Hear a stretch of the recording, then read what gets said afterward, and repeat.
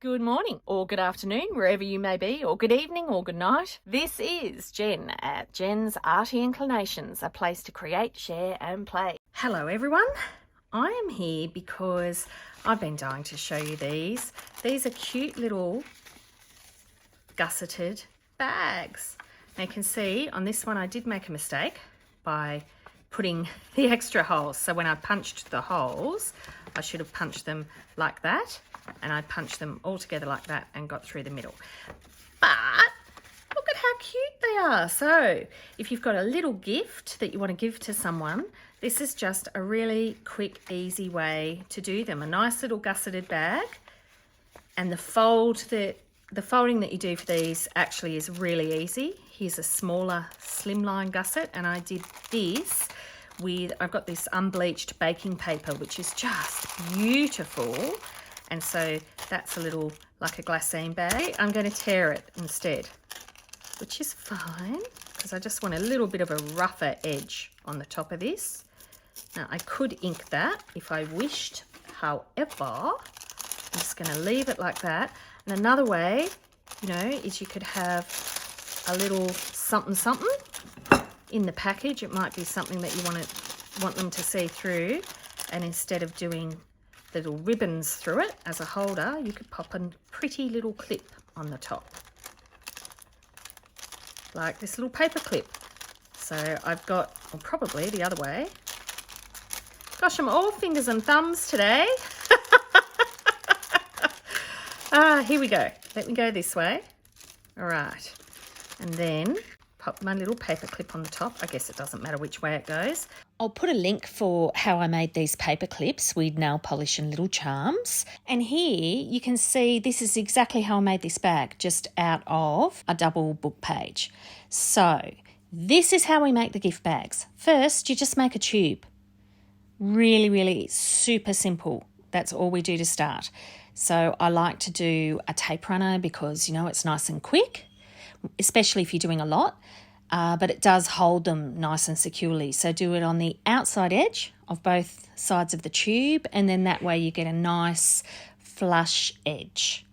And then the next step is when we're actually making the bag itself. So you're folding up the bottom, and then I'd like to fold it both ways because it does make it easier to form the gusset and, you know, to unfold and fold and do all that sort of stuff. So folding both ways here, then fold one corner up to that fold line, fold the other corner up to the fold line, and then this is how you're creating your bottom. So that's the shape that you've got. I'm just making sure it's folding both ways there. Fold your corners the other way as well, because that'll make it easier to open out.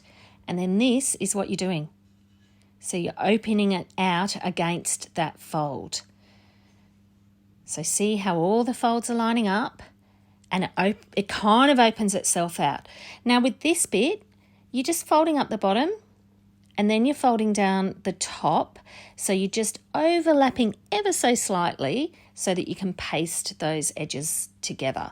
So if you want a rough idea, this can kind of give you where you want to fold the top one down, but even so, I still got it slightly off.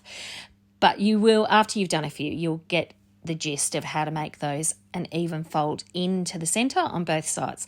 It's not that big a deal though, because your gusset will still work.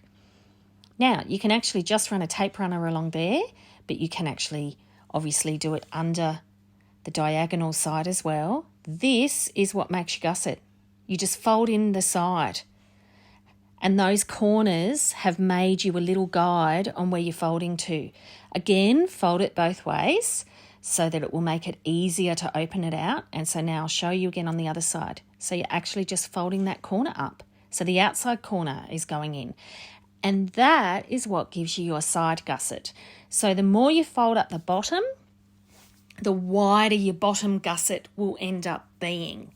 So, you know, if you want a nice big base or you need a small little base, you've got that option. So then all you're doing is you're just opening it out, and then you're just popping it in instead of out, obviously.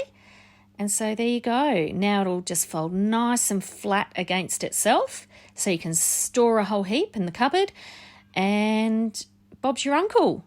don't know. Does someone have an uncle called Bob? That was just a saying we always used to say. And Bob's your uncle. And there you go. That is your little gusseted bag. How easy is that? So when I'm doing these for little junk journals, this is all I do. I just do them to that point. And, you know, I might just staple something onto them. Now I'm just putting my holes in the top of the bag. So, you know, you can use a hole punch, or I've just used a single hole punch there. And you just easily get a piece of string or a piece of ribbon, and you can pop it through, and there you've got your handles. So your handles are so easy to make. And I thought these were fun to actually use some different ones. So some ribbons, I mean, when you get them in the shops, they're often with beautiful, lovely, thick pieces of string and rope. But I thought it was nice to play about with that idea a little bit. So you're popping it through on both sides, and you're tying a knot on the other side just to stop it going through. See? Voila, you got a little bag. How cute is that? And that was one of my, art journal pages. And I did end up scanning it, and then I printed it out on a light, what's the paper called? It's just a light thin paper, so it's got a sheen to it. So I thought that was a little bit of fun to have as a Christmassy bag, because it's sort of in Christmassy colours in some ways. You know, it's bright and colourful, and the pattern lends itself very nicely just to making up little bags. So you can do these from, you know, all those backgrounds that you haven't got through yet. Go and grab them. Use them for this. All those book pages, you're getting excess because you just keep making journals into book covers. Go and grab them. Use it. So I did some little decoration on the front of these, and this is where you can have fun. You can really personalise it for someone. You can do a whole heap that looks similar. You can do a whole load that look different. I thought when you looked at the front that these were all quite different, but they all still had that lovely similar look and that real joyful, happy look that, you know, gifts should bring. So I just used a little sticker stamp, and that's a little piece of Hessian ribbon. I really like those wide ones. The paper is just a square of coffee dyed paper that's an offcut. So I've always got some of those hanging about near me, and I end up getting boxes just get fuller and fuller and fuller and fuller of all these little scraps. And so then I have to make a whole heap of scrap projects, and these are ideal. So whenever you're decorating up things, you know, just terrific. And see this one, I popped a little bit of holly, and that was just a little piece that was, I think, cut off a present, like packaging from a present. And so I just used that little piece of holly. Now, how about this? You know those inserts you get in clothing patterns? So, you know, dressmaker patterns and all those sorts of things? The paper from that, it's ideal to make a bigger bag. And obviously you can go bigger again. So you can even get brown paper rolls and make yourselves up beautiful big bags. So that's, you know, that can be a lot of fun. And I mean, imagine even newspaper, how beautiful a whole heap of big print newspapers would be made up as gift bags. The possibilities are absolutely endless. And if you're making gift bags, you can just, you know, do a couple, you know, here and there between now and Christmas Day. And then on Christmas Day, all your wrapping the night before can just be shoving everything into bags, and that's it. And all the little bags can just have little gift tags on them, like the ones that I did in the, you know, mass make, the bulk make that I recently did for gift tags. But you'll have your own style. Just, you know, hole punch little cards that you make and pop them on the top. So yeah, all very easy.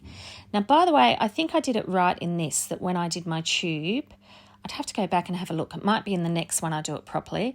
But when you're folding your tube, you should also fold back on itself as well. So, you know, that's just one of the things that does make it easier. And a lot of origami, you should do that as well. Once you know how the fold works, sometimes if you go back, you work out that actually if you're folding it back on itself because it's asking you to invert and that sort of thing. All right, so this one I did a lovely big base, and see, you can see really clearly there where you're folding your gusset into. So that is the other thing, that when you fold your base up, you will get a slimmer bag, which I did want with this. Well, actually, no, there was no planning. I just let them create themselves. I always pretend that I plan, but, there's not a lot. There's not a lot of thought going on in this noggin. I just play and then play a bit more and then play a bit more. So we shall see. If this easily pops, we'll know that I folded it both ways. If it doesn't, yeah, see how easily that pops because I folded it both ways before I started. And then you can see really nice and easily here how it actually folds in to create the gusset.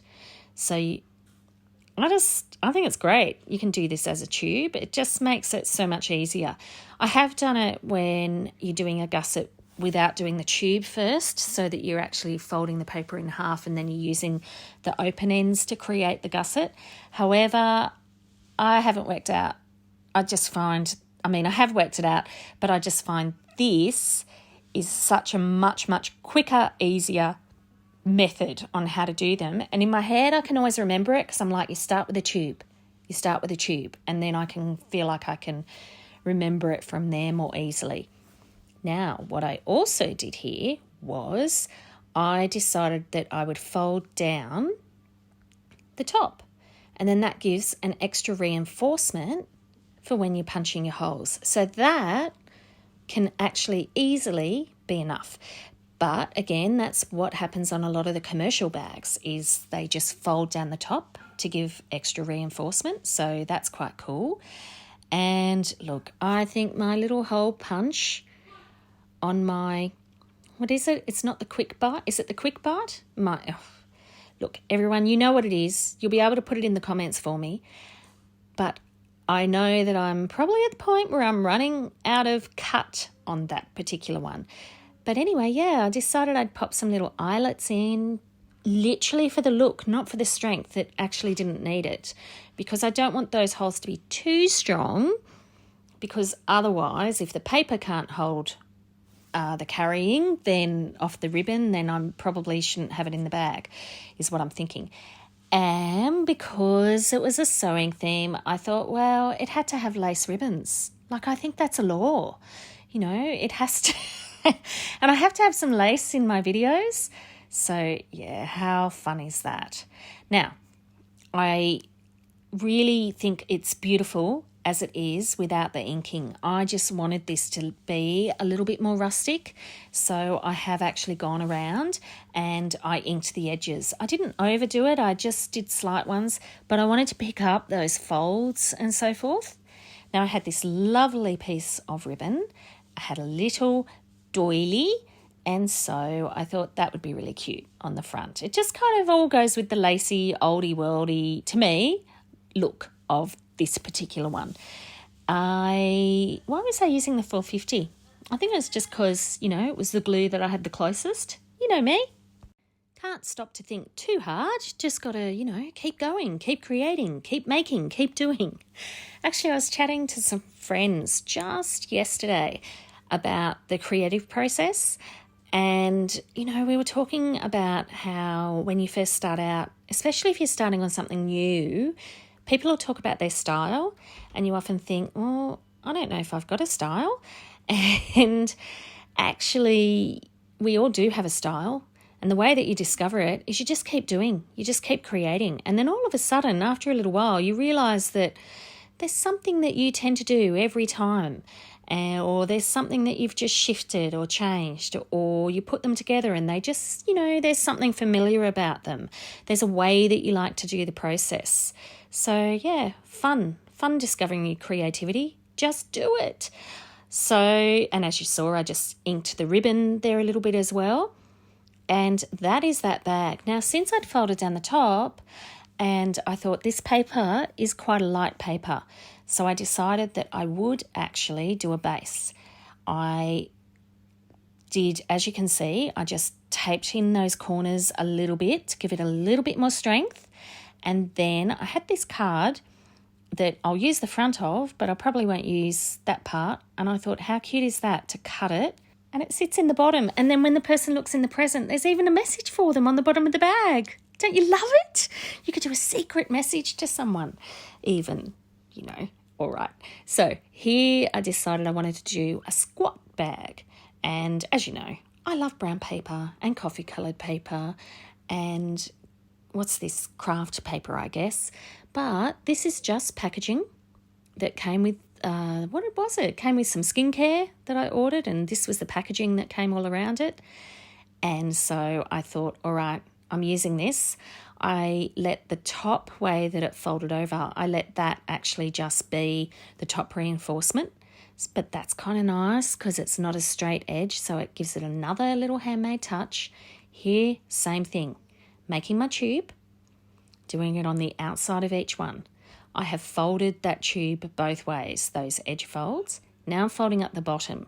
So I decided I'd hole punch the top there. So that was nice and easy for the holes, just to show you that yes, you can just use a hole punch. Now on this one, because it was long and thin, it was a little bit fiddly. But yeah, here I am just folding in my bottoms, same as before. So remember, you're just folding it slightly over that middle fold. And then that way you can tape them down to each other really nicely. Now I'm pressing it down really, really well. You can see it's a little bit crinkly, which is kind of nice. Same thing as before, folding my edges in, using that corner as the guide. So where you fold it on your bottom is a guide for where you're going to fold on your top. And you can do it the opposite way too, because you'll still feel where that edge, where that corner piece, that little triangle actually is. All right, so here we go. Popping in the sides, pressing it all down really nice and firm for this one because because it was so crinkly, you know, when it gets like that nice fabric kind of feel, it had sort of gotten to that point, but the top was still nice and stiff and firm. So this actually ended up being one of my more stable bags. Inking all around, I wanted to grunge that brown paper up a little bit, and now I'm just decorating. So, little offcut on one of my Collie? I promise you, I am not colouring paper with collies. That would definitely be frowned upon. Little butterfly sticker, because you know who doesn't love a butterfly. And there you go, I have instant decoration on the front. So now it's just time to put the ribbon in. And I had this gorgeous music ribbon, and I really, really like brown paper and music. I think it's quite beautiful. So there's my little handle. Same thing as before, I've just tied a little knot in the end, putting on my back handle, and then I decided that just because I did feel that bottom needed a little extra reinforcement, I popped a little bit of card in the bottom of that one too. Still folds down nice and flat, even with that. And there you go. So hope that you enjoyed watching these as I made them. And those little Christmas tags that we did the other day, I'll pop a link for those as well. But they go so beautifully on these. I knew that if I made them up with the different bits of fabric and stuff, that I'd work out different presents to put them on. There's all the little bits and bobs that we made, which are so cute. I'd love it if you could leave me a comment below. Hit the like button if you enjoyed what you saw today. And of course, please subscribe if you haven't already. I will see you next time. And in the meantime, keep creating. Enjoy.